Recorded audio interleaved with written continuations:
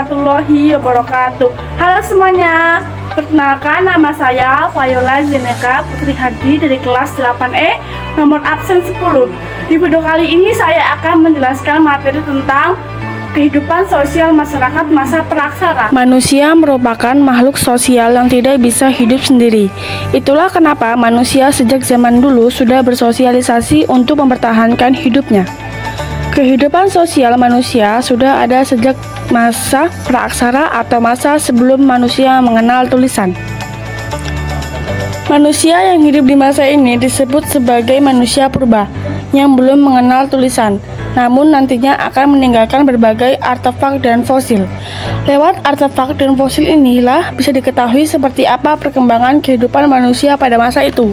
Kehidupan sosial masyarakat masa praaksara. Manusia purba melalui beberapa tahapan kehidupan sosial di antaranya.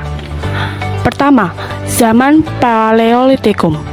Pada masa ini, kehidupan manusia purba bergantung pada kondisi lingkungan dan alam sekitarnya. Manusia purba masih hidup berpindah-pindah, sederhana dalam kelompok-kelompok kecil. Jumlah anggota kelompok akan ditentukan dari banyaknya hasil buruan atau temuan makanannya, baik hewan atau tumbuh-tumbuhan. Dalam kelompok-kelompok kecil ini sudah dikenal pembagian kerja. Misalnya kaum laki-laki yang diberi tugas untuk berburu binatang, dan kaum perempuan yang bertugas meramu makanan dan menjaga anak-anaknya. Kedua, zaman Mesolitikum. Pada masa ini, corak kehidupan masyarakat praaksara masih bercorak, berburu, dan meramu. Tapi sebagian kelompok sudah menemukan cara untuk menanam sayuran dan buah-buahan di ladang berpindah. Pada masa Mesolitikum, manusia sudah tinggal di gua-gua dan pantai.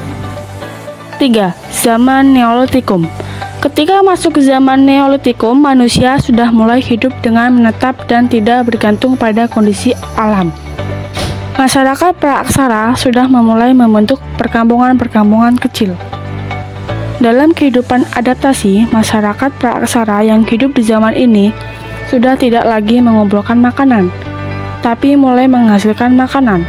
Karena pola kehidupan inilah jumlah anggota kelompok sosial pada zaman ini meningkat. Seiring perkembangannya masyarakat, bahkan bisa mengerjakan pertanian dan peternakan di waktu bersamaan. Pada masa inilah juga manusia sudah mengenal sistem ekonomi barter atau tukar-menukar barang. Yang keempat, zaman logam. Manusia purba pada masa itu sudah menetap di desa-desa pegunungan, dataran rendah hingga kawasan pesisir. Pada masa ini, masyarakat sudah mengenal pembagian kerja berdasar keahlian dan muncul berbagai jenis pekerjaan seperti tukang, petani, peternak, perajin, pandai besi, dan lain sebagainya.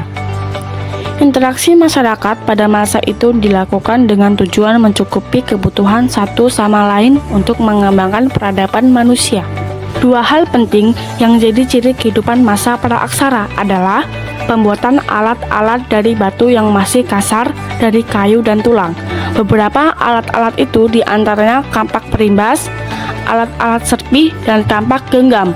Selain itu, manusia purba dikenal hidup nomaden dan berpindah untuk menemukan tempat tinggal yang punya persediaan makanan. Inilah yang membuat banyak alat-alat penunjang kehidupan ditemukan di berbagai tempat setelah ditinggalkan oleh kelompok masyarakat pendukungnya.